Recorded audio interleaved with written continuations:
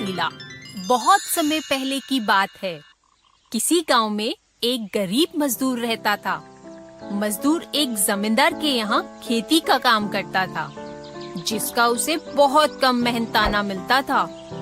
ऐसे ही गरीबी में उसका जीवन बीत रहा था। एक दिन वो खेत में बीज बोने के लिए फावड़े से खुदाई कर रहा था। तभी उसे फावड़े के किसी धातु से टकराने की आवाज सुनाई दी। ये आवाज कैसी है? उसने जमीन की तरफ देखा तो उसे पीतल का टुकड़ा जमीन में गड़ा दिखाई दिया। लगता है पीतल की कोई कीमती चीज है। वो पीतल के टुकड़े के आसपास जोर जोर से फावड़ा मारने लगा। बहुत देर तक उस छोटे से टुकड़े के आसपास खुदाई करने पर भी उसे उस टुकड़े का अंत नहीं मिला। वो जितनी ज्यादा खुदाई करता जा रहा था, वो टुकड़ा उतना ही बड़ा होता जा रहा था। अंत में जब उसने जमीन का एक बहुत बड़ा हिस्सा खोद डाला, तब उसे उस टुकड़े का अंत मिला। ये कोई कीमती चीज नहीं, बल्कि खाना बनाने का एक बहुत बड़ा पतीला था, जिसमें एक साथ 100 लोगों का खाना बनाया जा सकता था। मजदूर ने ये देखा तो वो बहुत निराश हुआ। मैंने इस बड़े से पतीले के लिए इतनी मेहनत की। मैं तो अकेला रहता हूँ। इतना सारा खाना मैं किसके लिए बनाऊंगा? ऐसा कहकर उसने अपना फावड़ा पतीले में फेंका और थोड़ी दूर पेड़ की छाया में जाकर बैठ गया। हे भगवान, कहाँ मैं किसी कीमती चीज की उम्मीद कर रहा था और कहाँ मुझे ये बेकार सा बर्तन मिला, जिसने मुझे इतना थका दिया। अब मैं कुछ देर आराम कर लेता हूँ। और वो वहीं पेड़ के नीचे सो गया। कुछ देर बाद जब वो जागा तो अपना फावड़ा लेने के लिए वो उस पतीले के पास गया। लेकिन जैसे ही उसने पतीले के अंदर देखा, वो हैरान रह गया।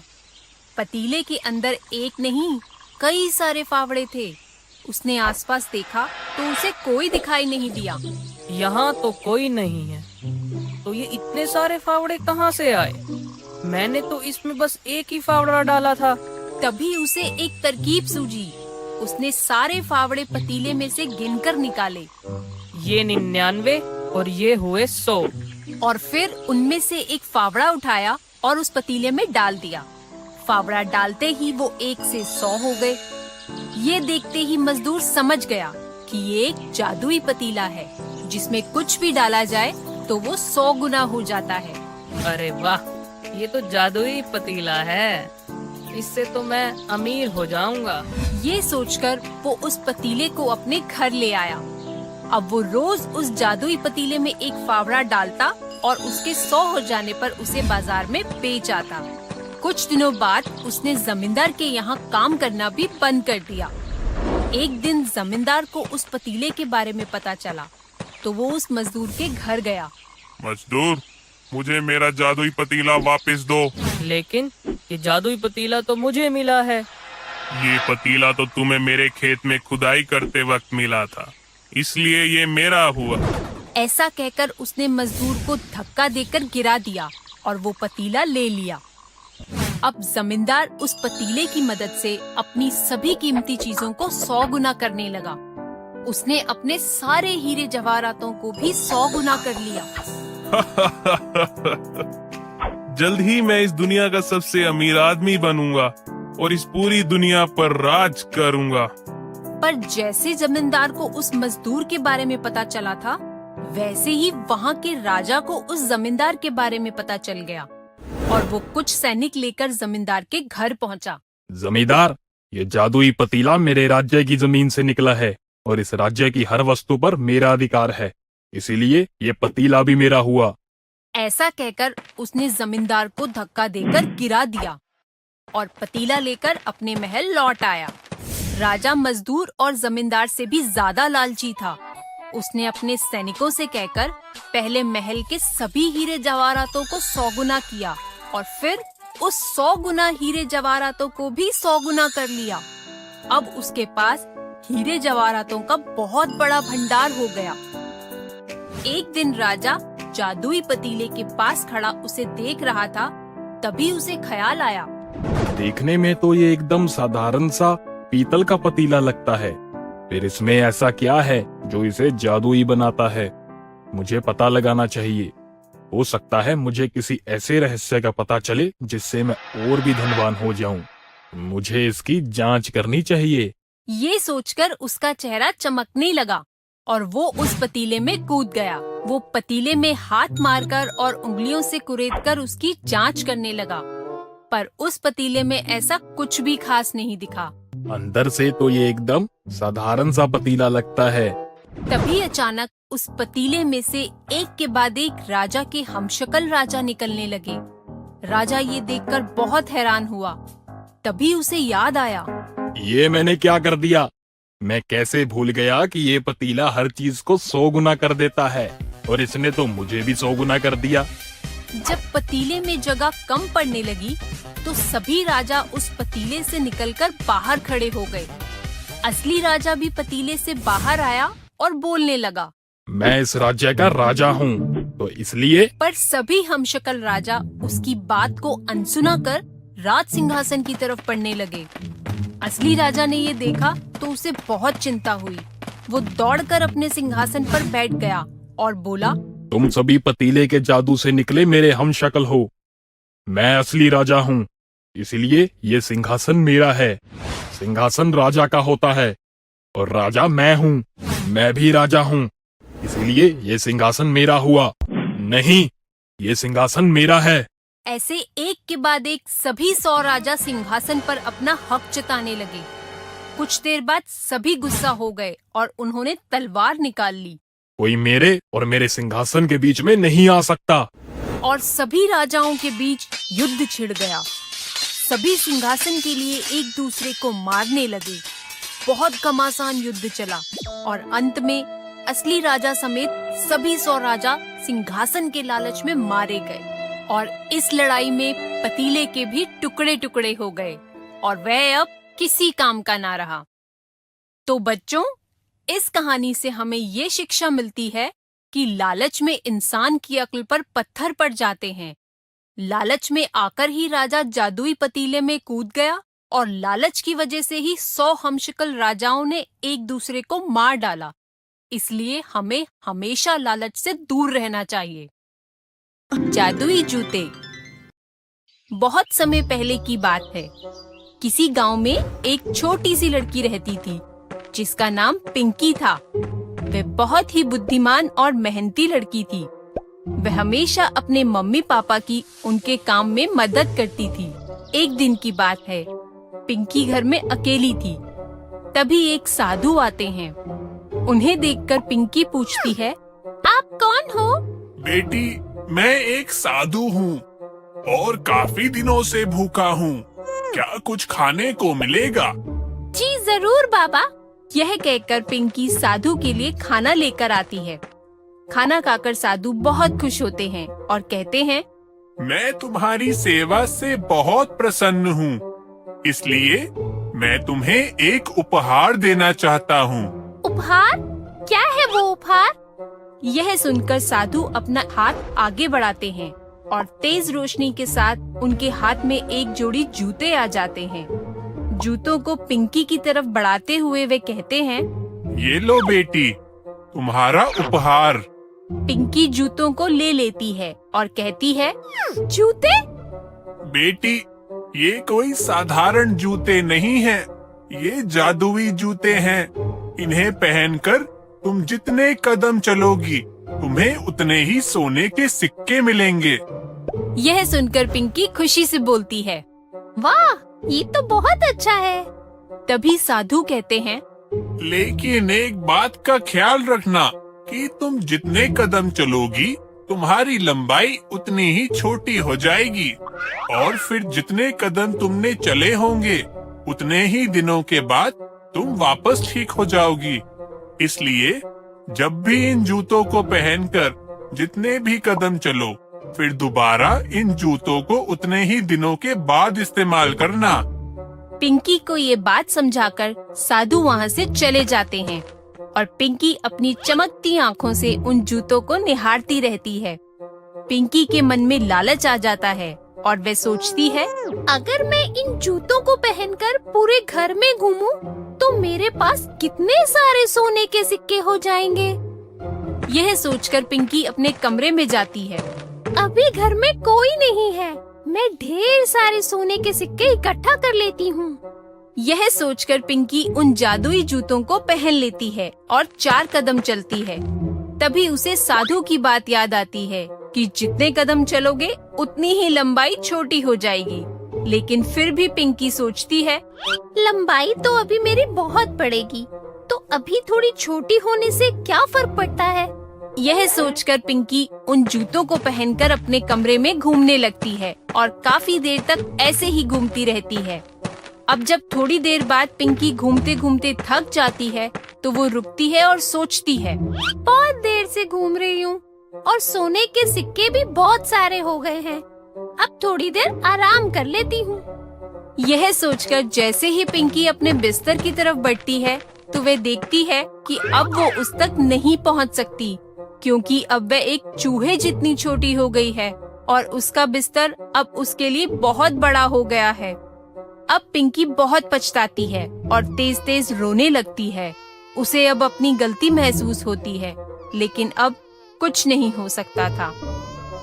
अगले दिन जब पिंकी के मम्मी पापा घर वापस आते हैं तो वे पिंकी को घर में हर तरफ ढूंढते हैं, लेकिन पिंकी उन्हें कहीं भी नजर नहीं आती। तब वे दोनों पिंकी के कमरे में जाते हैं तो उन्हें वहाँ ढेर सारे सोने के सिक्के नजर आते हैं। इसके अलावा उन्हें वहाँ कोई नजर नहीं आता। तभी उन्हें पिंकी के रोने की आवाज आती है, लेकिन पिंकी कहीं नजर नहीं आती। थोड़ी देर ढूंढने के बाद मम्मी पापा को पिंकी कमरे में एक कोने में बैठकर रोती हुई दिखाई देती है, जिसे देखकर वे दोनों हैरान रह जाते हैं और उसे वहाँ से उठाकर अपने साथ ले जाते हैं। अपनी बेटी को ऐसे देखकर बहुत दुखी होते हैं। इसके बाद पिंकी उन्हें सारी बात बताती है। सारी बात सुनकर उसके पापा उसे समझाते हैं कि लालच करना बहुत बुरी बात है। पिंकी को अब समझ में आ जाता है कि लालच हमेशा हानि ही पहुंचाता है। फिर पिंकी के मम्मी और पापा उस साधु को ढूंढ लेते हैं जिसने ये जादुई जूते पिंकी को दिए थे। साधु ने पिंकी को ठीक करने का उपाय बताया कि इन जूतों को अलग अलग किसी नदी में प्रवाहित करने से इनका जादू समाप्त हो जाएगा और पिंकी पहले जैसी हो जाएगी। पर उनसे मिले सोने के सिक्के आप लोग रख सकते हो, जिससे आपकी गरीबी दूर हो जाएगी। अगले ही दिन पिंकी अपने मम्मी पापा के साथ जाकर उन जूतों को नदी में फेंक देती है। तो बच्चों, इस कहानी से हमें ये शिक्षा मिलती है कि हमें हमेशा हर काम सोच समझकर करना चाहिए, क्योंकि लालच का कभी कोई अंत नहीं होता, लेकिन हमारा अंत जरूर कर देता है। जादुई पेंसिल। बहुत समय पहले वीरपुर नाम के गांव में सुंदर नाम का एक आदमी रहता था। सुंदर एक बहुत अच्छा चित्रकार था।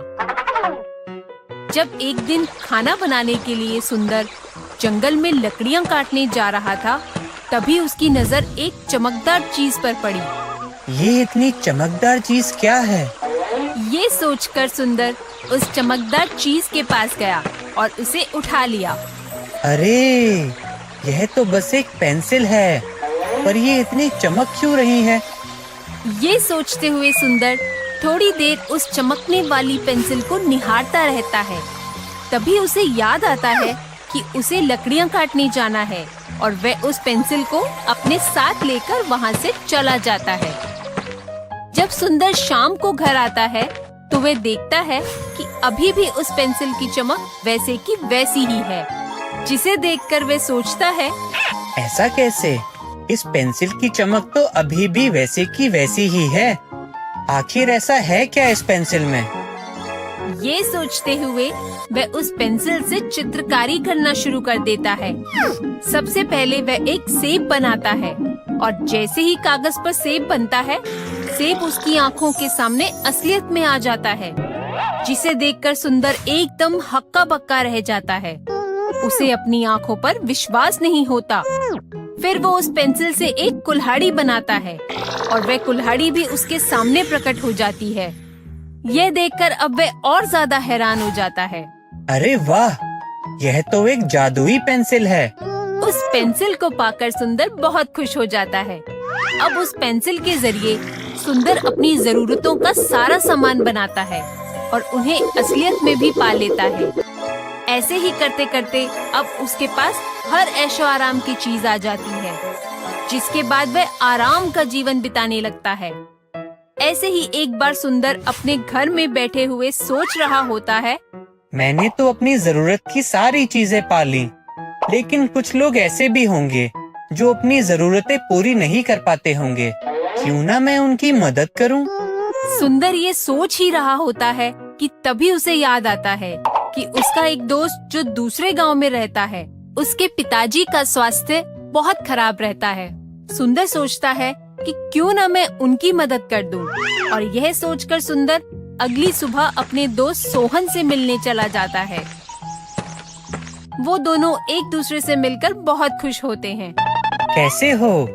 अरे आज कैसे आना हुआ? मैं यहाँ तुम्हारी मदद करने आया हूँ। मदद? लेकिन वह कैसे दोस्त? मेरे पास एक जादुई पेंसिल है जिससे मैं तुम्हारी सहायता कर सकता हूँ। क्या? जादुई पेंसिल? लेकिन यह कैसे हो सकता है? मैं कैसे मान लूँ तुम्हारी यह बात? सुंदर अपने दोस्त सोहन को भरोसा दिलाने के लिए उस जादुई पेंसिल से एक आम बनाता है और वे आम उन लोगों के सामने आ जाता है। ये देखकर सोहन हैरान रह जाता है। यह आम यहाँ कैसे आ गया? क्या यह सच में एक जादुई पेंसिल है? उसके बाद सुंदर अब सोहन की मदद करने के लिए उसकी जरूरतों का सारा सामान उस पेंसिल के जरिए बना देता है और वहाँ से चला जाता है। अब धीरे धीरे सुंदर हर उस इंसान की जरूरत पूरी करता है जिसे मदद की जरूरत होती है। ऐसा करते करते वो पूरे गांव में मशहूर हो जाता है। एक दिन गांव के कुछ लोग सुंदर की जादुई पेंसिल के बारे में बात कर रहे थे कि तभी वहां खड़ा हुआ एक आदमी ये सब कुछ सुन लेता है और सोचता है, अरे वाह, ये जादुई पेंसिल अगर मुझे मिल जाए तो मैं अमीर हो जाऊंगा। एक दिन किसी काम से सुंदर कहीं जा रहा होता है कि तभी वो आदमी वहां आकर सुंदर का अपहरण कर लेता है और वो सुंदर को अपने घर ले जाता है। कौन हो तुम और मुझे यहाँ क्यों लाए हो? तुम्हें मेरा एक काम करना होगा। मैं तुम्हें तभी यहाँ से जाने दूंगा। कैसा काम? तुम्हें मेरे लिए अपनी जादुई पेंसिल से एक सोने का पहाड़ बनाना होगा। सुंदर सोने का पहाड़ बना देता है, लेकिन वो पहाड़ के साथ साथ एक बहुत लंबी नहर भी बना देता है। पहाड़ देखकर वो आदमी बहुत खुश हो जाता है और वो सुंदर की जादुई पेंसिल उससे छीन लेता है। जैसे ही वो आदमी नाव की तरफ जा रहा होता है, तभी उससे पेंसिल गिर जाती है, पर वो आदमी इतना खुश होता है कि उसे कुछ पता नहीं चलता। लेकिन सुंदर वो जादुई पेंसिल गिरते हुए देख लेता है। जैसे ही वो आदमी नहर के बीच में पहुंचता है, सुंदर जल्दी से पेंसिल उठाकर नहर में लहरें बना देता है और वो आदमी उन लहरों में बह जाता है। इस तरह सुंदर अपनी जादुई पेंसिल को गलत हाथों में जाने से बचा लेता है। तो बच्चों, इस कहानी से हमें ये शिक्षा मिलती है कि हमें समझदारी से काम लेना चाहिए। अपनी बुद्धि का इस्तेमाल करके बड़ी से बड़ी मुसीबतों से निकला जा सकता है। जादुई चश्मा। किसी गांव में एक गरीब किसान अपने परिवार के साथ रहता था। किसान के परिवार में उसकी पत्नी कमला और बेटा राधे उसके साथ ही रहते थे। वे दिन रात मेहनत करके किसी तरह अपने परिवार का गुजारा करता था। एक दिन किसान ने अपने बेटे राधे से कहा, बेटा राधे, तुम्हारी माँ बाजार गई है और मैं खेतों में बीज बोने जा रहा हूँ, इसलिए तुम घर पर ही रहना, क्योंकि आजकल गांव में बहुत चोरियां हो रही है। ठीक है पिताजी, आप निश्चिंत होकर जाइए, मैं कहीं नहीं जाऊंगा। किसान ने खेत पहुंचकर खेत की खुदाई शुरू की। तभी उसे फावड़े के किसी धातु से टकराने की आवाज सुनाई दी।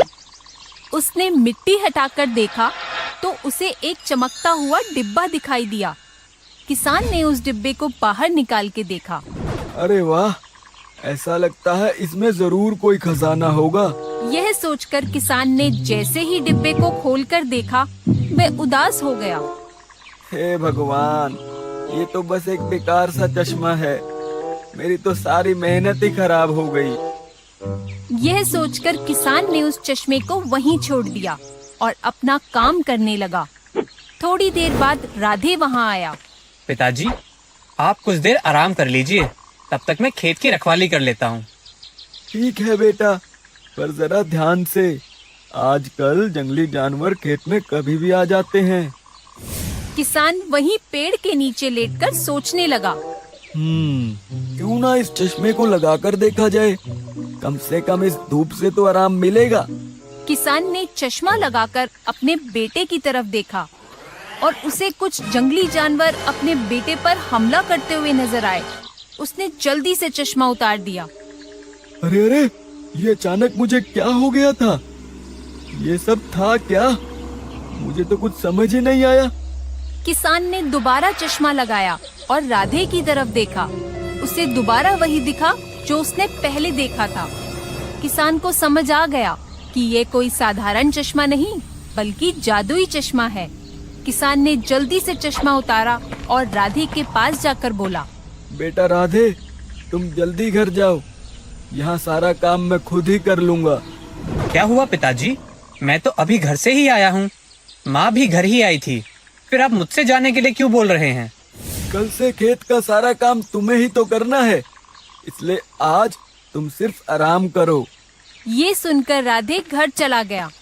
किसान को समझ आ गया कि ये कोई साधारण चश्मा नहीं, बल्कि एक जादुई चश्मा है, जिसे पहनकर वह सबका निकट भविष्य देख सकता है।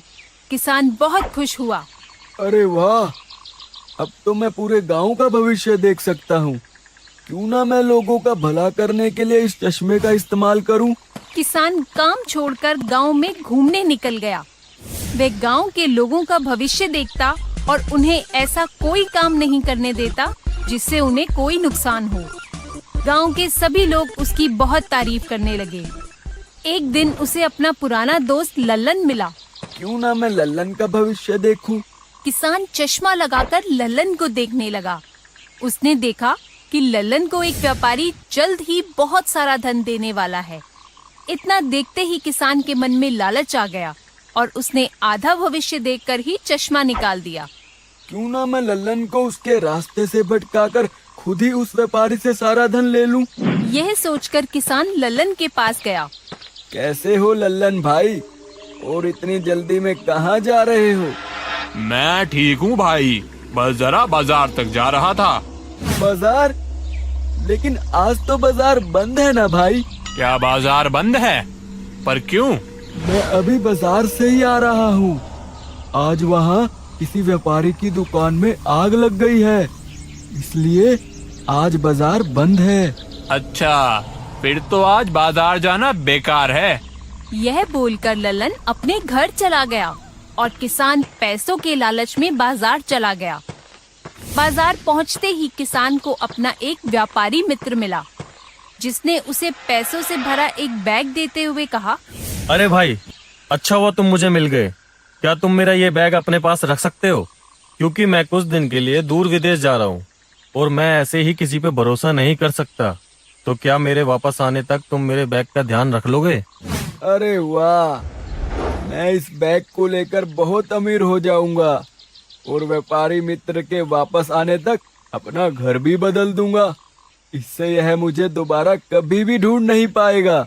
ऐसा सोचकर किसान ने अपने व्यापारी मित्र से कहा, अरे भाई, तुम निश्चिंत होकर विदेश जाओ, मैं इस बैग का अच्छे से ध्यान रखूंगा।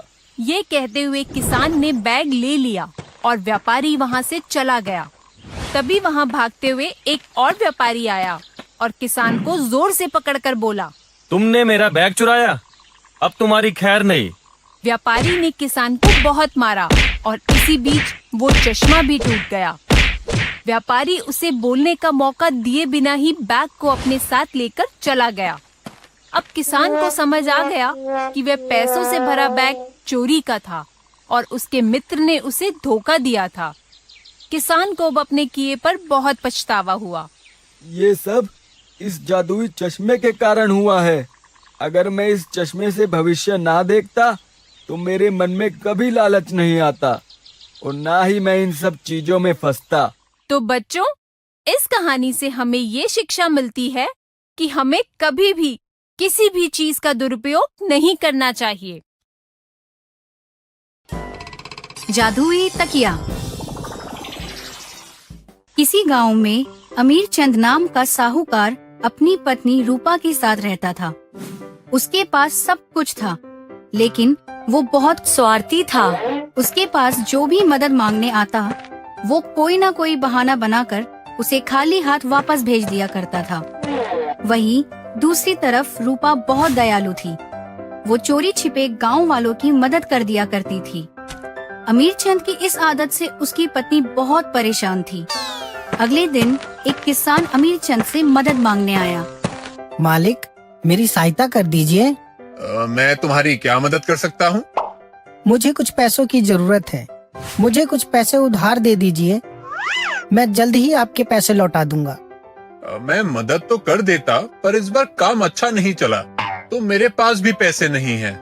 बेचारा किसान उदास मन से वहाँ से बाहर निकला। रूपा ने उस गरीब किसान को रोक कर पूछा, कितने पैसे चाहिए आपको? कुछ पैसों की ही जरूरत है मालकिन। रूपा ने अंदर से लाकर कुछ पैसे किसान को दे दिए और वो किसान खुश होकर वहाँ से चला गया। अगले दिन एक साधु वहाँ आए। भिक्षाम देही, भिक्षाम देही। रूपा साधु की आवाज सुनकर बाहर आई और उसने कहा, प्रणाम मुनिवर। खुश रहो पुत्री। मुनिवर, मैं आपकी क्या सेवा कर सकती हूँ? पुत्री, मैंने सुबह से कुछ नहीं खाया है। मुझे बहुत भूख लगी है। आप अंदर तो आइए, मैं आपके लिए भोजन का प्रबंध करती हूँ। साधु अंदर आकर बैठ गए।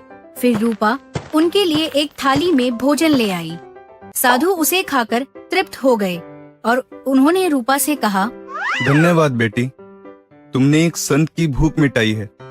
बताओ, तुम्हें क्या चाहिए? मुनिवर, मेरे पास भगवान का दिया सब कुछ है। मुझे किसी चीज की जरूरत नहीं है।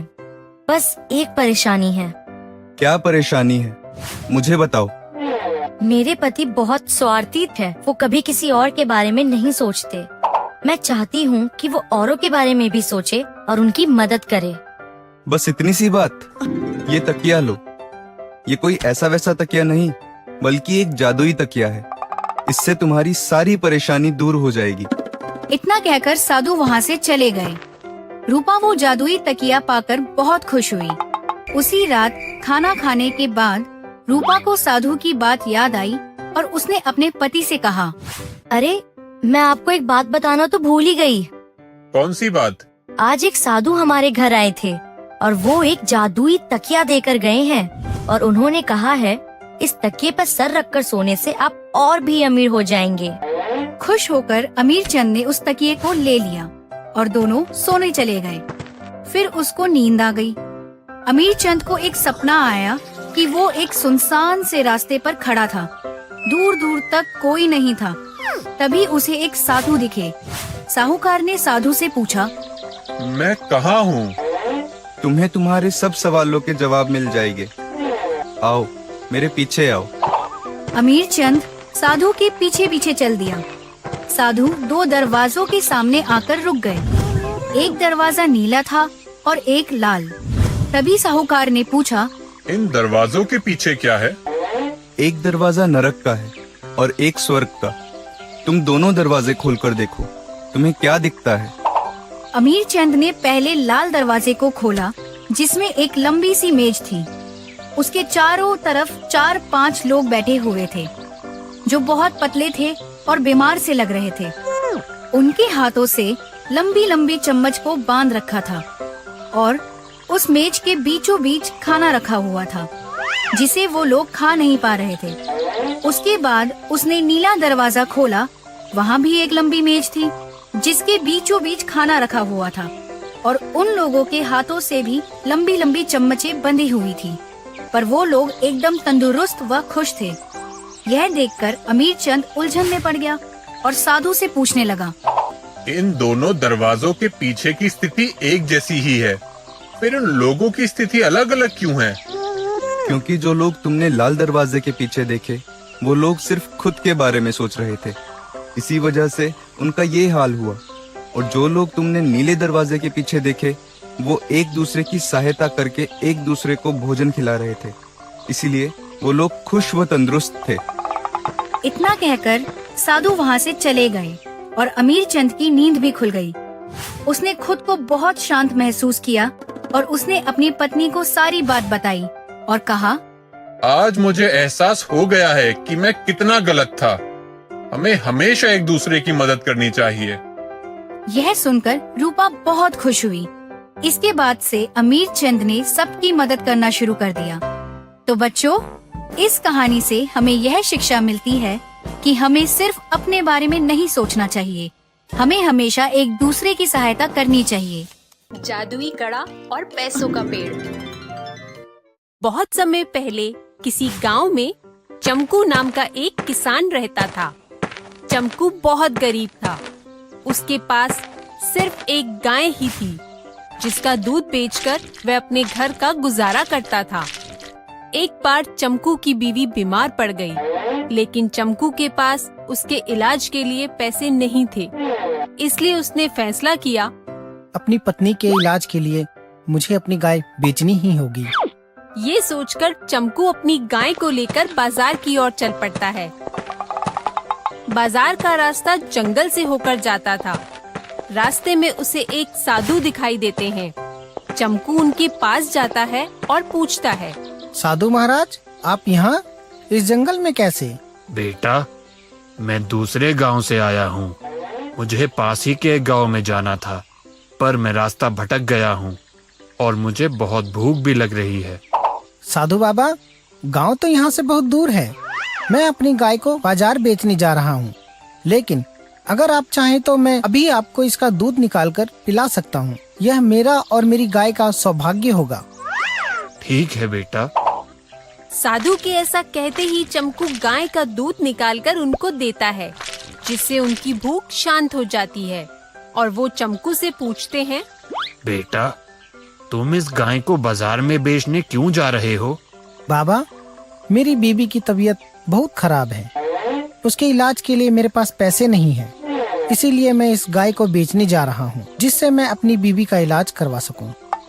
चमकू की ये बात सुनकर साधु कहते हैं, बेटा, तुमने और तुम्हारी गाय ने मेरी बहुत मदद की है, इसलिए अब तुम्हें इस गाय को बेचने की कोई जरूरत नहीं है।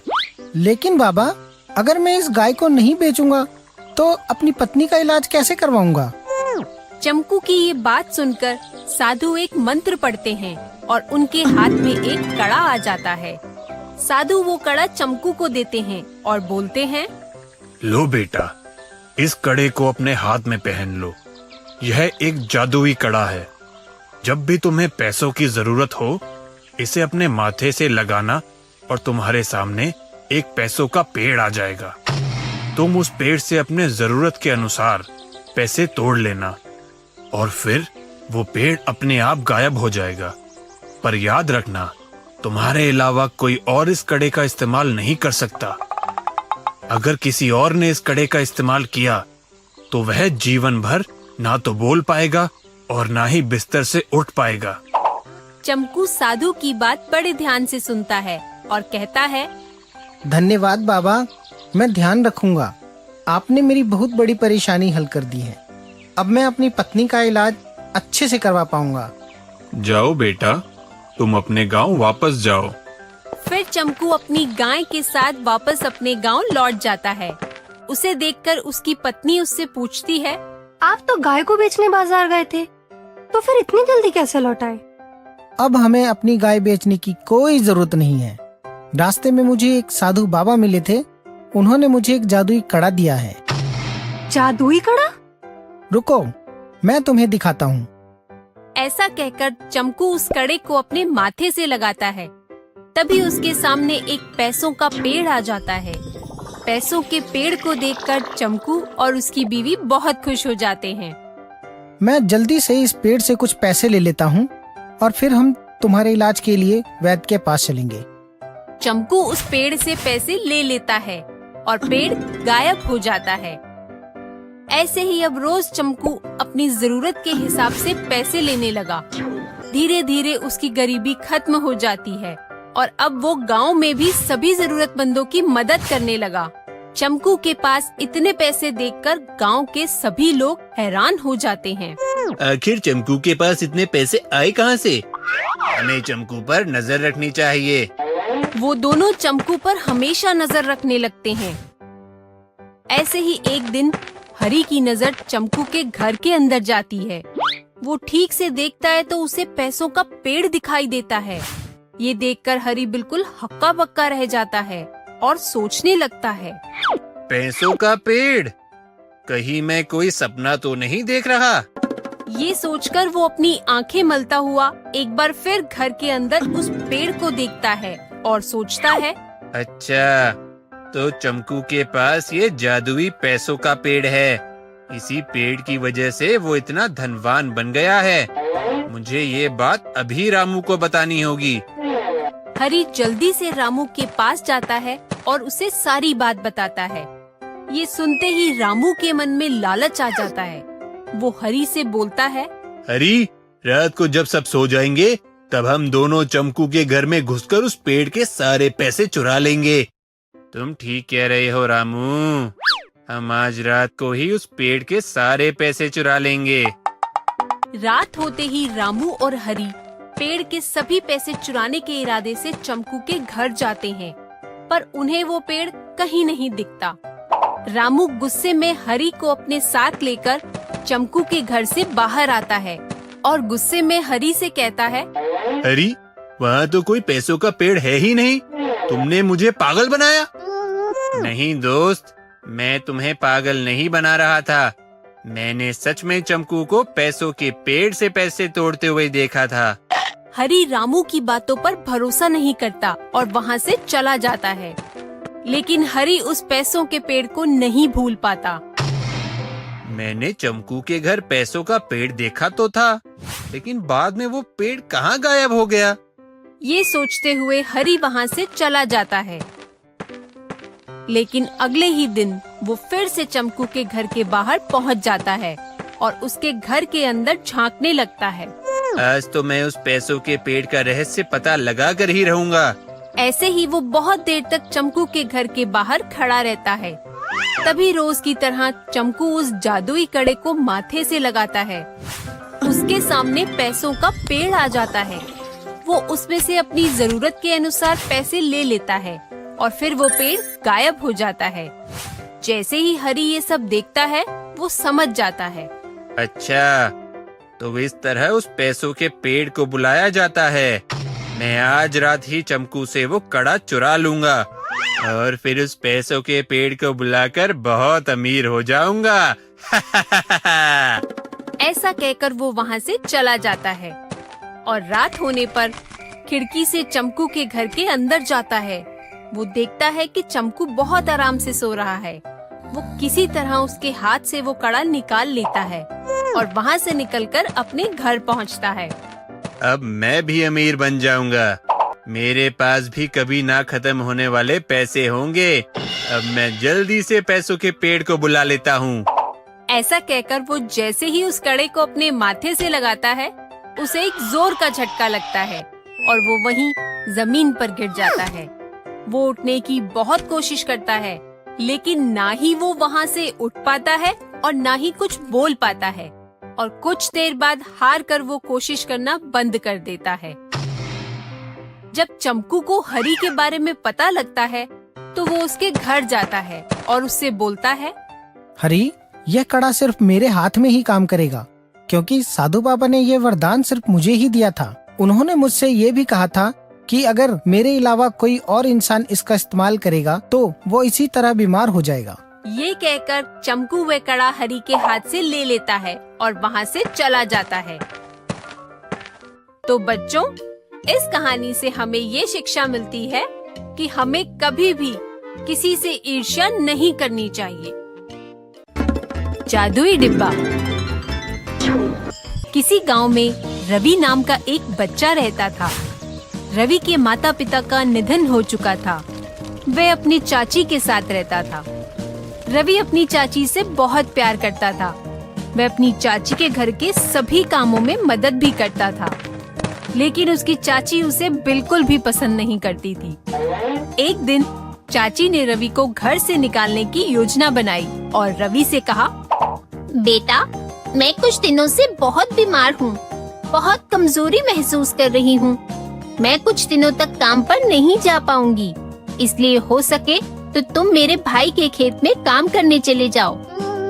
चाची, आप चिंता मत करो, मैं कल ही आपके भाई के घर चला जाऊंगा। रवि अपनी चाची के भाई के घर चला जाता है। चाची रवि के जाने से बहुत खुश होती है। कुछ दिनों के भीतर ही रवि को एहसास होता है कि उसकी चाची का भाई बहुत लालची है। वह रवि से खूब काम करवाता था, लेकिन उसे ज्यादा कुछ खाने को नहीं देता था।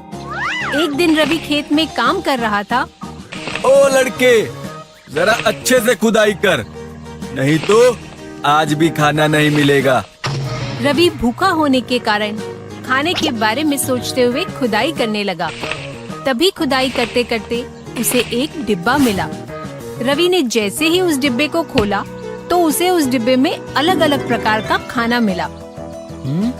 इस डिब्बे में इतना सारा खाना भरकर जमीन के अंदर किसने गाड़ा होगा? रवि बहुत भूखा था, इसलिए उसने ज्यादा कुछ नहीं सोचा और खाना खाने लगा। खाना खाने के बाद वो सोचने लगा, मुझे भूख लगी थी तो मुझे खाना मिल गया। काश उसी तरह मुझे कुछ पैसे भी मिल जाते, तो उन पैसों से मैं अपनी चाची की कुछ सहायता कर सकता। ऐसा कहकर रवि जैसे ही डिब्बा रखकर जाने लगा, उसे डिब्बे में से रोशनी निकलती दिखाई दी। अरे, इस डिब्बे में से ये रोशनी कैसे निकल रही है? रवि ने डिब्बा खोला।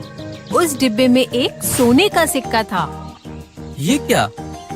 इसमें तो सोने का सिक्का है, पर अभी तो इसमें खाना था।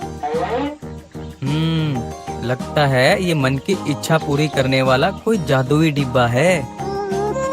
रवि ने डिब्बे को उठा लिया और उसे लेकर उस आदमी के पास जाने लगा।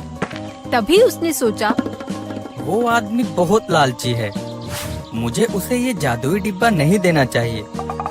रवि ने डिब्बे को खेत में छुपा दिया। दिन बीतते गए और एक दिन उस आदमी ने रवि को अपने पास बुलाकर कहा, देखो, मेरे खेत का काम खत्म हो चुका है। तुमने अब तक कुछ ज्यादा नहीं कमाया, पर मैं तुम्हें 20 रुपए दे सकता हूँ। ये सुनकर रवि को बहुत बुरा लगा, पर क्योंकि उसके पास वो जादुई डिब्बा था, इसलिए वो बिना कुछ बोले ही वहाँ से चला गया। रवि वहाँ से निकलकर अपनी चाची के घर पहुँचा। घर पहुँचते ही उसकी चाची ने उससे पूछा, आओ रवि बेटा, कितने पैसे कमा कर लाए हो? 20 रुपए चाची। ये सुनते ही चाची गुस्से में आग बबूला हो गई। उसने रवि की जादुई डिब्बे वाली बात सुने बिना ही उसका हाथ पकड़कर खींचा और उसे कमरे में बंद करने लगी। इसी बीच रवि के हाथ से वो जादुई डिब्बा छूट गया और उसमें से रोशनी निकलने लगी। जैसे ही चाची ने डिब्बे से रोशनी निकलती देखी, उसने रवि का हाथ छोड़ा और हैरानी से उस रोशनी की तरफ बढ़ी। लेकिन जैसे ही चाची ने डिब्बे को खोला, उस डिब्बे में से एक जहरीला सांप निकला और उसने चाची को डस लिया। रवि दौड़ता हुआ उनके पास आया। चाची, आप चिंता मत करो, मैं अभी डॉक्टर को लेके आता हूँ। रवि भागकर डॉक्टर को लेकर आया। डॉक्टर ने चाची का इलाज किया और रवि से कहा, अब तुम्हारी चाची बिल्कुल ठीक है। तुम मुझे मेरी फीस दो तो मैं जाऊं। फीस की बात सुनकर रवि सोच में पड़ गया। मेरे पास तो सिर्फ 20 रुपए है, अब मैं डॉक्टर को पैसे कहाँ से दूं? तभी रवि को उस जादुई डिब्बे की याद आई और वो भागकर उस जादुई डिब्बे के पास गया। रवि ने जैसे ही उस जादुई डिब्बे में हाथ डाला, अचानक उस जादुई डिब्बे में बहुत सारे पैसे आ गए। रवि ने सारे पैसे उस डॉक्टर को दे दिए। लीजिए डॉक्टर साहब, आपके पैसे। डॉक्टर ने पैसे लिए और वहाँ से चला गया। ये सब देखकर चाची को अपनी गलती का एहसास हुआ। उन्होंने रवि को गले से लगा लिया और कहा, बेटा, मुझे माफ कर दो, मैंने तुम्हारे साथ बहुत गलत किया। तुम मुझे हमेशा अपनी माँ की तरह मानते रहे, लेकिन मैंने तुम्हें कभी उतना प्यार नहीं किया। एक बात बताओ, तुम्हारे पास तो केवल 20 रुपए ही थे, फिर तुमने डॉक्टर को इतने सारे पैसे कहाँ से दिए? रवि ने चाची को जादुई डिब्बे के बारे में बताया। चाची जादुई डिब्बे के बारे में जानकर बहुत खुश हुई और इसके बाद वो दोनों जादुई डिब्बे के साथ खुशी खुशी रहने लगे।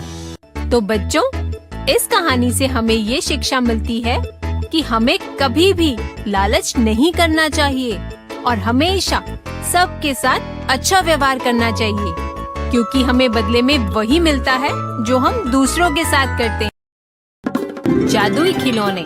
एक बार की बात है, उन्नाव गांव में गोपाल नाम का एक किसान अपने परिवार के साथ रहता था। उसके 2 बच्चे थे, रिया और राहुल। दोनों ही बहुत तेज और बुद्धिमान थे।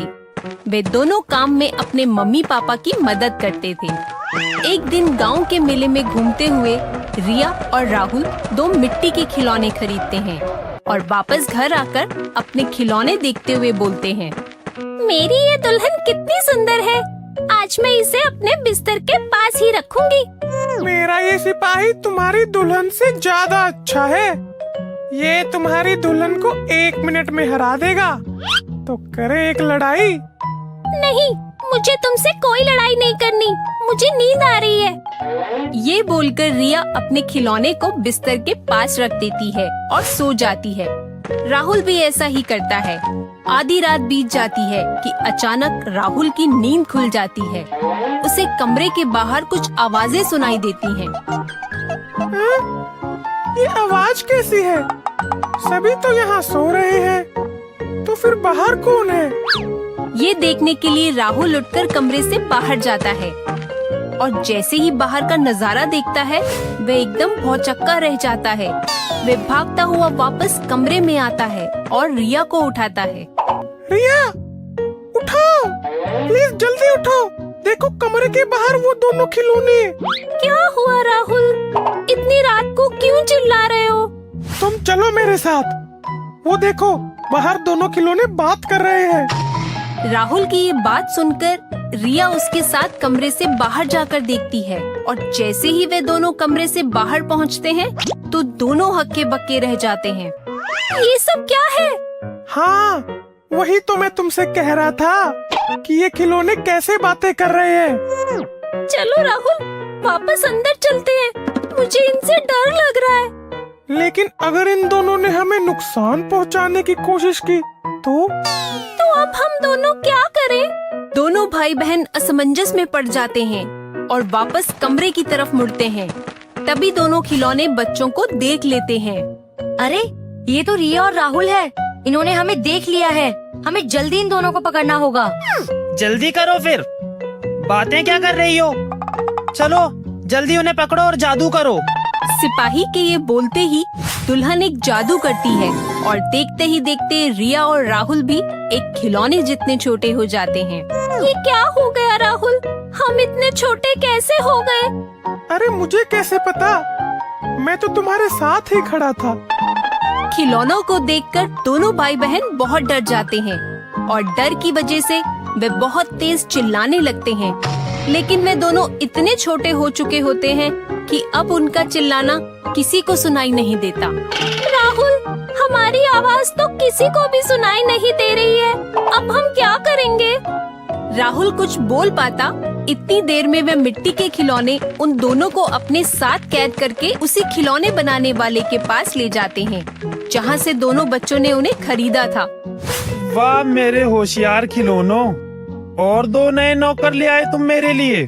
मैं बहुत खुश हुआ। मालिक, इन दोनों ने हमें देख लिया था, इसलिए हम कुछ चोरी नहीं कर पाए और इन्हें कैदी बनाकर यहाँ ले आए। इसके बाद वे खिलौने बनाने वाला उन दोनों बच्चों को एक छोटे से पिंजरे में डाल देता है और वहाँ से चला जाता है। वे उसी के साथ सभी खिलौने भी वहाँ से चले जाते हैं। रिया, ये सब क्या है? ये तो एक बहुत बुरा खिलौने वाला है। ये इन खिलौनों से चोरी करवाता है। हाँ राहुल, लेकिन अब हमें ये सोचना होगा कि हम इसकी कैद से बाहर कैसे निकलेंगे। कुछ तो करना होगा, नहीं तो पता नहीं हमारे साथ ये क्या करेगा। दोनों बच्चे उदास होकर वहीं बैठ जाते हैं और इसी तरह सो जाते हैं। अगले दिन जब उनकी नींद खुलती है तो वे देखते हैं कि खिलौने वाला उनके सामने ही खड़ा होता है। इन दोनों बच्चों को भी बाकी बच्चों के साथ कैद खाने में डाल देता हूँ। ये दोनों वहाँ मिट्टी खोदने का काम करेंगे। इससे मुझे भी खिलौने बनाने के लिए ज्यादा से ज्यादा मिट्टी मिलेगी। राहुल देखो, यहाँ और भी कितने सारे बच्चे हैं जिन्हें इस बुरे खिलौने वाले ने अपनी कैद में रख रखा है। हाँ बहन, हमें जल्द ही यहाँ से बाहर निकलने का कोई रास्ता ढूंढना होगा। दोनों भाई बहन ये बात करते हुए मिट्टी लेकर खिलौने वाले के पास पहुँचते हैं और छुपकर खिलौने वाले को जादू करते हुए देख लेते हैं। ये बना एक और खुराफाती खिलौना। ऐसे ही बस जल्दी से हर जगह मेरे ही खिलौने फैल जाएं। फिर मुझे कभी भी काम करने की जरूरत बिल्कुल नहीं पड़ेगी। अब जल्दी से खिलौनों पर जादुई पानी छिड़क देता हूँ, जिससे इनमें जान आ जाएगी और ये मेरे गुलाम बन जाएंगे। इसके बाद वे चम्मच की मदद से मटके में से जरा सा पानी निकालता है और उसे उन सभी खिलौनों पर छिड़क देता है, जिसके बाद उन सभी में जान आ जाती है और वे चलने लगते हैं। ये सब पीछे खड़े रिया और राहुल देख लेते हैं। अच्छा, तो ये राज है इन सब जीवित खिलौनों का। हाँ, लेकिन हम यहाँ से कैसे निकलेंगे, उसके बारे में कुछ सोचो। दोनों मिट्टी लेकर खिलौने वाले के पास जाते हैं। वे उन दोनों को अपने हाथ पर उठाकर ऊपर बाकी सभी खिलौनों के पास रख रहा होता है कि तभी उसके हाथ डगमगा जाते हैं और राहुल उसके हाथ से गिरकर जादुई पानी के मटके में गिरने लगता है, जिसे खिलौने वाला झट से लपककर पकड़ लेता है। हे भगवान, आज तो मैं बच गया। अगर ये बच्चा इसमें गिर जाता तो आज मैं बर्बाद हो जाता। खिलौने वाले की ये बात राहुल सुन लेता है। रात को जब वे खिलौने वाला उन दोनों को वापस पिंजरे में बंद कर देता है, तब राहुल सारी बात रिया को बताते हुए बोलता है। रिया, मैंने आज एक अजीब सी चीज देखी। उस आदमी ने मुझे मटके में गिरने नहीं दिया और डर तो ऐसे रहा था जैसे मेरे उसमें गिरने से उसकी दुनिया बर्बाद हो जाती। राहुल, उस पानी को खिलौनों पर छिड़कने से खिलौनों में जान आ जाती है, इसलिए वह पानी जरूर इस खिलौने बनाने वाले के लिए बहुत जरूरी होगा। लेकिन तुम्हारे इसमें गिरने के डर से वह इतना ज्यादा क्यों घबरा गया था? वे ये सब सोच ही रहे होते हैं कि तभी कुछ खिलौने बात करते हुए वहाँ आते हैं।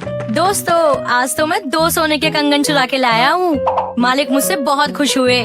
मैं तो आज कुछ भी नहीं चुरा पाई, लेकिन एक बच्चे को साथ लाई हूँ। अरे दोस्तों, तुम्हें पता है, आज जब मालिक खिलौनों पर जादुई पानी छिड़क रहे थे, तब उसमें एक बच्चा गिरने से बच गया। नहीं तो आज हम सबका जीवन यहीं समाप्त हो जाता। सही में? हे भगवान, अच्छा हुआ वो बच्चा उसमें नहीं गिरा। क्यों? ऐसा क्या है उस पानी में जो उस बच्चे के उसमें गिरते ही हम सबका जीवन खत्म हो जाता? पागल, वो एक जादुई पानी है। अगर उसे इंसान का एक नाखून भी छू जाए तो उस पानी का सारा जादू खत्म हो जाएगा और उसी के साथ हम सब भी खत्म हो जाएंगे। खिलौनों की ये सारी बातें रिया और राहुल सुन लेते हैं। अगले दिन जब दोनों बच्चों को मिट्टी खोदने के लिए पिंजरे से बाहर निकाला जाता है, तो दोनों एक योजना बनाते हैं और मौका ढूंढकर जादुई पानी के मटके के पास पहुंचकर उसके अंदर कूद जाते हैं। इसके बाद वे दोनों बच्चे मिलकर उस जादुई खिलौने बनाने वाले के सर पर जोर से वार करते हैं, जिसके बाद वे वहीं बेहोश हो जाता है और वे उसे कैद खाने में बंद कर देते हैं और सभी बच्चों को उसकी कैद से छुड़वाकर वहाँ से बाहर निकल जाते हैं। तो बच्चों, इस कहानी से हमें ये शिक्षा मिलती है कि हमें समझदारी से काम लेना चाहिए। अपनी बुद्धि का इस्तेमाल करके बड़ी से बड़ी मुसीबतों से निकला जा सकता है। जादुई चक्की। वीरपुर गांव में अमन और रमन नाम के 2 भाई अपने अपने परिवार के साथ रहते थे। अमन बहुत अमीर था, वहीं रमन के पास खाने के लिए भी पैसे नहीं थे। जब कभी रमन अपने भाई अमन के पास सहायता मांगने के लिए जाता, अमन उसे धुतकार देता था। एक दिन रमन जंगल में लकड़ियाँ लेने गया वापस आते हुए उसने देखा कि भेड़िया एक सुंदर हिरन का शिकार करने वाला है। रमन भेड़िए को भगाकर हिरन की जान बचा लेता है। तभी हिरन एक सुंदर लड़की का रूप लेकर उसके सामने आ जाती है। आप कौन हो और आपने अपना अचानक रूप कैसे बदल लिया? मैं मिट्टी की देवी मितेश्वरी हूँ।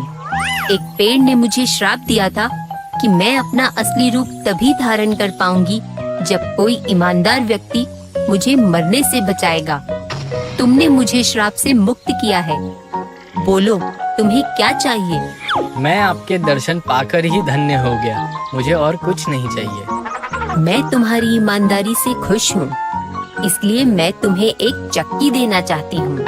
मितेश्वरी देवी रमन को चक्की देते हुए बोलती हैं, ये कोई साधारण चक्की नहीं है, ये एक इच्छा पूर्ति चक्की है। तुम इस चक्की से कोई भी सामान मांगना, तुम्हें वो सामान मिल जाएगा। सामान मिलने के बाद तुम इस चक्की पर लाल कपड़ा रख देना, जिससे वो सामान आना बंद हो जाएगा। ये कहकर मितेश्वरी देवी वहाँ से गायब हो जाती हैं और रमन उस चक्की को लेकर घर पहुँचता है। रमन उस चक्की के बारे में अपनी पत्नी रेखा को बताता है। देखो, आज जंगल में मुझे ये जादुई चक्की मिली। हम इस चक्की से जो भी सामान मांगेंगे वो हमें मिल जाएगा। क्या जादुई चक्की? अगर ये सचमुच जादुई चक्की है तो सबसे पहले हम इससे कुछ खाने के लिए मांगते हैं। हाँ हाँ बिल्कुल, हम इस चक्की से खाने के लिए दाल और रोटी मांगते हैं। रमन उस चक्की से खाने के लिए दाल और रोटी मांगता है। तभी उसके सामने दाल और रोटी आ जाती है। रमन और उसका परिवार ये देखकर बहुत खुश होता है। वे चक्की पर लाल कपड़ा डालता है और सामान आना बंद हो जाता है। फिर वे भरपेट खाना खाते हैं। अब उन्हें जिस भी चीज की जरूरत पड़ती वे उस चक्की से मांग लेते थे। धीरे धीरे रमन बहुत अमीर हो जाता है और उसका घर भी बहुत बड़ा हो जाता है। ये सब देखकर एक दिन उसका भाई अमन सोचता है, इसके पास तो पहले खाने तक के भी पैसे नहीं थे, फिर ये अचानक इतना अमीर कैसे हो रहा है? मुझे पता लगाना ही होगा। एक दिन अमन छुपकर देखता है कि रमन चक्की से जो भी मांग रहा है वो सामान उसे मिल रहा है। अमन समझ जाता है कि ये कोई जादुई चक्की है जो इच्छा पूरी करती है। ये देखकर अमन को लालच आ जाता है और वह उसे चुराने की योजना बनाता है। रात को रमन के सोने के बाद अमन उस चक्की को चुरा लेता है और अगली सुबह अमन अपना घर छोड़कर अपने परिवार के साथ उस चक्की को लेकर दूर किसी टापू पर जाने के लिए नाव में सवार हो जाता है। उसकी पत्नी लीला उससे पूछती है, क्या हम अपना घर और जमीन सिर्फ इस पत्थर की चक्की के लिए छोड़कर जा रहे हैं? ये कोई साधारण चक्की नहीं है, ये एक इच्छा पूर्ति चक्की है। इच्छा पूर्ति चक्की? पर मैं ये कैसे मान लूं? अगर ऐसा है तो तुम इससे कुछ मांगो। ठीक है, हम इस चक्की से नमक मांगते हैं। चक्की देवी नमक निकाल। चक्की नमक निकालना शुरू करती है और थोड़ी ही देर में नाव नमक से भरने लगती है। अरे इसे रोको, नहीं तो हम इस समुद्र में डूब जाएंगे। हे भगवान, ये क्या हो गया? मुझे तो इस चक्की को रोकने का तरीका मालूम ही नहीं है। नाव में नमक बढ़ता ही जाता है और कुछ समय में नाव चक्की समेत समुद्र में डूब जाती है। ऐसा माना जाता है कि शायद आज भी वह चक्की चल रही है, इसीलिए समुद्र का पानी खारा होता है। तो बच्चों, इस कहानी से हमें ये शिक्षा मिलती है कि हमें कभी भी लालच नहीं करना चाहिए। जादुई बीन। हमीरपुर के एक गांव में होली के समय काफी बड़ा मेला लगा हुआ था। मेले में बहुत तरह के खेल और करतब दिखाए जा रहे थे। दूर दूर के गांव से लोग मेला देखने आए थे। उसी मेले में एक सपेरा भी आया था। क्या सोचते हो, जाना है कहाँ? सभी लोग आ जाओ यहाँ। जादुई बीन है जहाँ, असली मजा पाओगे वहाँ। सपेरे की बात सुनकर लोग वहाँ इकट्ठा होने लगे। देखते ही देखते वहाँ बहुत ज्यादा भीड़ लग गई। ये सब देखकर सपेरा बहुत खुश हुआ। अरे भाई, भीड़ ही लगवाओगे या कुछ करतब भी दिखाओगे? भला ऐसा कौन सा जादू है इस बीन में? बीन की धुन में मजे हैं अब। सांप के साथ दर्शक भी नाचेंगे सब। अच्छा, ऐसी बात है क्या? और तुम्हें ये बीन मिली कैसे? दूर देश से आया था हकीम, करेगी इलाज कहकर दे गया ये बीन। अच्छा ठीक है, समय बर्बाद मत करो और इस बीन का कमाल दिखाओ। सपेरा बीन बजाना शुरू करता है। थोड़ी ही देर में बीन की धुन से सांप और दर्शक झूमने लगते हैं। सभी दर्शक धुन सुनकर सपेरे के वश में आ जाते हैं। वाह मेरी बीन, दिखा दिया तूने कमाल, कर दिया सबको सम्मोहित, बना दिया मेरा गुलाम। सारे दर्शक अब सपेरे की ही बात सुन रहे थे। सपेरा जैसा कहता दर्शक वैसा ही कर रहे थे। हुक्म करो सरदार, मैं आपके लिए क्या कर सकता हूँ? चल गुलाम तू घर को जा, जितना है धन मेरे पास ले आ। ठीक है सरदार, मैं अभी सारा धन ले आता हूँ। कहो सरदार, मैं आपके लिए क्या कर सकता हूँ? सुन तू थोड़ा करीब आ, क्या है कारोबार जल्दी बता। मैं सोने का व्यापार करता हूँ। कहने का मतलब है बहुत बड़ा सुनार हूँ। सोने से है मुझे बहुत लगाव, दुकान की तरफ बढ़ा तू पाँव। ले आ सोना जितना है तेरा तिजोरी में, ले जाऊंगा सारा भर के अपनी बोरी में। फोड़ दो मटके, तोड़ दो सुराही, बचे ना कोई, मचा दो तबाही। सभी गुलाम मेले में तबाही मचा देते हैं। कोई दुकानों का सामान तोड़ रहा था तो कोई लोगों को परेशान कर रहा था। आसपास के दुकानदार ये नजारा देखकर हैरान थे। किसी को कुछ समझ नहीं आ रहा था। दुकानदार सपेरे के पास जाते हैं। तुम ये सब क्यों कर रहे हो? इसे अभी के अभी रोक दो, नहीं तो तुम्हारे लिए अच्छा नहीं होगा। जाओ यहाँ से, नहीं है कोई फायदा, बनना है मुझे अमीर, नहीं है गलत इरादा। सपेरे भाई, ऐसे मत करो, यह सब रोक दो, नहीं तो हमारे बच्चे भूखे मर जाएंगे। जाओ यहाँ से, करो अपना काम, नहीं तो बना लूंगा तुम सबको भी अपना गुलाम। ये सुनकर सभी दुकानदार डर जाते हैं और दूर एक पेड़ के नीचे खड़े हो जाते हैं। तभी वहाँ एक संत आते हैं। क्या हुआ? आज मेले में इतनी तबाही कैसे हो गई? दुकानदार उन्हें सारी बात बताते हैं। संत सपेरे के पास जाते हैं। तुम यह सब क्यों कर रहे हो? इसे अभी रोक दो, वरना तुम्हारे लिए अच्छा नहीं होगा। कौन है तू? चाहता है क्या? आया है क्यों? जल्दी बता। मैं एक संत हूँ। मैं दूर गुफा में तपस्या करके आया हूँ। मैं सिर्फ यह चाहता हूँ कि तुम यह सब अभी रोक दो। मुझे रोकने की कोशिश ना कर, नहीं है मुझे जरा सा भी डर। संत गुस्से में अपने कमंडल में से पानी निकालकर उस सपेरे पर फेंकते हैं, पर सपेरे को कुछ नहीं होता। हूँ मैं बलवान पर नहीं हूँ महान, नहीं मार सकता मुझे कोई संत, क्योंकि इस बीन में छुपा है मेरा अंत। संत समझ जाते हैं कि उसका अंत बीन से जुड़ा हुआ है। संत उससे बीन छीनने की तरकीब सोचने लगते हैं। पास में मसाले की दुकान पर बैठा हुआ एक बच्चा ये सब देख रहा था। बच्चा बहुत चालाक और शैतान था। वह सपेरे के पास जाता है। सरदार, मुझसे कुछ नहीं लोगे क्या आप? बच्चा है तो क्या हुआ, है तू मेरा गुलाम, रख दे मेरे सामने जो है तेरे पास सामान। बच्चा अपनी दुकान से मसाले लाता है और सपेरे के सामने रख देता है। इतनी बड़ी दुकान जिसके 4 हैं माले, सामने लेकर आया तू बस थोड़े से मसाले। मेरे पास तो देने के लिए बस यही है। ये कहते ही बच्चा एक थैले में से मिर्ची निकालकर सपेरे की आंखों में फेंक देता है और बीन छीनकर दूर खड़ा हो जाता है।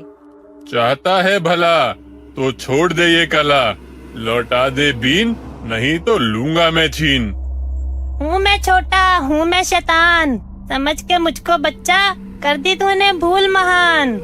कहीं सपेरा बीन छीन न ले, इस डर के कारण बच्चा बीन को ऊपर की तरफ फेंकता है, जहाँ उसका मित्र शाम खड़ा था। शाम बीन को पकड़ नहीं पाता और बीन नीचे गिर के टूट जाती है। जैसे ही वह बीन टूटती है, सपेरा भस्म हो जाता है और सभी गुलाम सपेरे के सम्मोहन से मुक्त हो जाते हैं। इस तरह बच्चे की सहायता से सभी लोगों को सपेरे से छुटकारा मिल जाता है। तो बच्चों, इस कहानी से हमें ये शिक्षा मिलती है कि बुराई अच्छाई से कभी भी जीत नहीं सकती। बुराई का अंत निश्चित है। जादुई मटका। किसी गांव में चंदू नाम का एक आदमी रहता था। वह बहुत ही नेक दिल था। उसकी किराने की छोटी सी दुकान थी, जिससे वह अपना गुजर बसर करता था। जिस गांव में वह रहता था, उस गांव में पानी की बहुत कमी थी। वहाँ वर्ष में सिर्फ एक बार ही बारिश होती थी। गांव के लोगों को पानी भरने के लिए बहुत दूर तक जाना पड़ता था। एक दिन चंदू अपनी दुकान पर बैठा था। गर्मी से उसका बुरा हाल था। तभी एक बूढ़ा आदमी गर्मी से बेहाल, बिल्कुल थका हारा उसकी दुकान के बाहर आकर बैठता है। कुछ देर चुप रहने के बाद वह बोलता है, पानी, कोई मुझे पानी पिला दो। बूढ़े आदमी की बात सुनकर चंदू सोचता है, एक तो वैसे ही गांव में पानी की कमी है और आज बहुत मुश्किल से कुछ पानी का बंदोबस्त हो पाया है। अगर मैं इस आदमी को पानी देता हूँ तो पानी कम हो जाएगा, लेकिन पानी नहीं देना भी बहुत गलत होगा। यह बेचारा इतनी गर्मी में चलकर आया है, मुझे इसे पानी तो पिलाना ही चाहिए। चंदू पास में रखे मटके से पानी लाता है और बूढ़े आदमी को देता है। एक गिलास पानी पीकर भी बूढ़े आदमी की प्यास नहीं बुझती। वह चंदू से और पानी मांगता है। इससे पहले कि चंदू बूढ़े आदमी को घड़े से पानी लाकर देता, बूढ़ा आदमी खुद उठकर घड़े का पूरा पानी पी जाता है। चंदू उदास होकर उस आदमी का मुंह देखता रह जाता है। वह आदमी पानी पीकर तृप्त हो जाता है और खुशी खुशी चंदू से कहता है, धन्यवाद बेटा, तुम बहुत दयालु हो। तुमने इतनी गर्मी में मुझ जैसे प्यासे को पानी पिलाकर बहुत नेक काम किया है। हमेशा ऐसे ही नेक काम करते रहना। भगवान तुम्हें हमेशा खुश रखेगा। ऐसा कहकर वह बूढ़ा आदमी वहाँ से चला जाता है। थोड़ी देर के बाद चंदू का भी प्यास से बुरा हाल हो जाता है। वह मटके के पास जाता है। तभी उसे याद आता है, अरे, मटके में तो पानी खत्म हो गया था। अब मैं क्या करूं? मुझे तो बहुत प्यास लगी है। चंदू मटके को उठाकर मुंह तक लाता है। तभी उसमें से थोड़ा पानी निकलता है, जिससे उसकी प्यास बुझ जाती है। वह खुश हो जाता है, लेकिन वह हैरान होकर सोचता भी है, इस मटके में तो पानी बिल्कुल खत्म हो गया था। सारा पानी उस बूढ़े आदमी ने पी लिया था। इसमें और पानी कहाँ से आया? चंदू सोच ही रहा होता है कि तभी एक आदमी उसकी दुकान पर आता है और कहता है, अरे चंदू भाई, कैसे हो? जरा यह पर्चा लो और सारा सामान दे दो। चंदू पर्चा लेता है और जवाब देता है, मैं तो ठीक हूँ। तुम इतनी गर्मी में कैसे आ गए? और तुम्हारा पैर कैसा है? बस ठीक हूँ। अब ये चोट तो ठीक होने नहीं वाली। ये तो जिंदगी भर का जख्म है। खैर, ये सामान जल्दी चाहिए था, इसलिए इतनी गर्मी में भी आ गया। घर में कुछ मेहमान आ रहे हैं। चंदू पर्चा देख सामान पैक करने लग जाता है। तभी गोपाल बोलता है, चंदू भाई, बहुत गर्मी है, थोड़ा पानी मिलेगा? माफ करना, थोड़ा सा पानी बचा था, वो मैंने पी लिया। क्या कह रहे हो चंदू भाई? मटका तो पूरा भरा हुआ है, वो देखो। चंदू पूरा भरा मटका देखकर चौंक जाता है। अरे अरे, मैं भी ना, इस गर्मी में मेरा दिमाग बिल्कुल भी काम नहीं कर रहा। चंदू गोपाल को मटके से ग्लास भरकर पानी देता है और गोपाल पानी पीकर अपना सामान लिए चला जाता है। गोपाल के जाने के बाद चंदू सोचता है, मटके में पानी कहाँ से आया? मटका तो बिल्कुल खाली था। कुछ देर के बाद गोपाल अपनी बहन को लेकर चंदू के पास आता है और कहता है, चंदू, मेरी बहन को बहुत तेज बुखार है। तो डॉक्टर के पास ले जाओ। मेरे पास क्यों आए हो? तुम जल्दी से उस मटके का पानी से पिलाओ, ये ठीक हो जाएगी। ये तुम क्या कह रहे हो? हाँ चंदू, तुम्हारे उस मटके का पानी पीकर मेरे पैर की चोट ठीक हो गई, जो डॉक्टर के हिसाब से जिंदगी भर ठीक नहीं हो सकती थी। उस पानी में जरूर कोई जादू है, जिसे पीने के बाद कोई भी बीमारी ठीक हो सकती है। चंदू गोपाल की बहन को मटके का पानी पिलाता है और गोपाल की बहन बिल्कुल ठीक हो जाती है। धीरे धीरे मटके वाली बात पूरे गांव में फैल जाती है। कुछ ही समय में सभी लोग बारी बारी से चंदू के पास अपना इलाज कराने आने लगते हैं। चंदू सभी लोगों की मदद करके बहुत खुश होता है। वह पानी पिलाने के बदले किसी से भी कुछ नहीं लेता, लेकिन लोग अपनी खुशी से उसे कुछ न कुछ दे रहे थे। वह मन ही मन उस बूढ़े आदमी को याद करता है। वह आदमी जरूर कोई फरिश्ता था, जिसकी वजह से ये हुआ। अब चंदू की दुकान के बाहर हमेशा बीमार लोगों की लाइन लगी रहती थी। ये देखकर चंदू सोचने लगा, अगर एक अमीर आदमी रोज इलाज के लिए आ जाए, तो एक ही बार में मेरे कितने पैसे बन जाएंगे। एक दिन एक बूढ़ा आदमी उसकी दुकान पर आता है और बोलता है, पानी। तभी राजा के कुछ सिपाही चंदू के पास आए और कहने लगे, चंदू, अपना वो मटका लेकर जल्दी हमारे साथ चलो। महारानी को चोट लगी है, उन्हें ये पानी पिलाकर ठीक करो। भाई जरा रुको, पहले मुझे इस बूढ़े आदमी को पानी पिलाने दो। नहीं, तुम पहले हमारे साथ चलो। अगर तुम महारानी का इलाज करोगे तो तुम्हें बहुत सारा धन और गहने मिलेंगे। सिपाही की बात सुनकर चंदू के मन में लालच आ जाता है। वह तुरंत मटका उठाकर सिपाहियों के साथ महल चला जाता है। महल पहुंचकर वो महारानी के लिए जैसे ही मटके में से पानी निकालने लगता है, तो वह देखता है कि मटका खाली है। चंदू हैरान रह जाता है। महाराज चंदू से कहते हैं, क्या हुआ चंदू, इतना समय क्यों लग रहा है? जल्दी करो। ऐसा कैसे हो सकता है? अभी तो मटका भरा हुआ था, यह खाली कैसे हो गया? ये क्या कह रहे हो चंदू? तुम्हारे मटके में पानी नहीं है? अगर तुम्हारे मटके में पानी नहीं था, तो तुम यहाँ क्या करने आए हो? निकल जाओ यहाँ से। चंदू निराश होकर अपना मटका लिए वापस आ जाता है।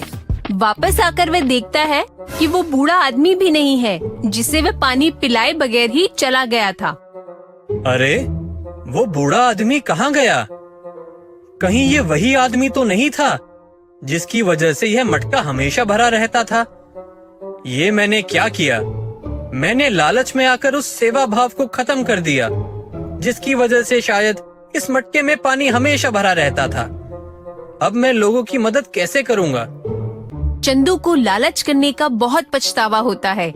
अपनी भूल के पश्चाताप के लिए वे सोचता है, जो पैसा मुझे लोगों के इलाज के बदले में मिला है, क्यों ना मैं उस पैसे से इस गांव में एक डॉक्टर का प्रबंध कर दूं, जिससे लोगों का इलाज हो सके और उन्हें किसी जादू पर निर्भर ना रहना पड़े। हाँ, यह सही रहेगा। चंदू अपने गांव में एक वैद्य का प्रबंध करा देता है और अपनी गलती का प्रायश्चित करता है। तो बच्चों, इस कहानी से हमें ये शिक्षा मिलती है कि हमें कभी भी लालच नहीं करना चाहिए, क्योंकि लालच में आकर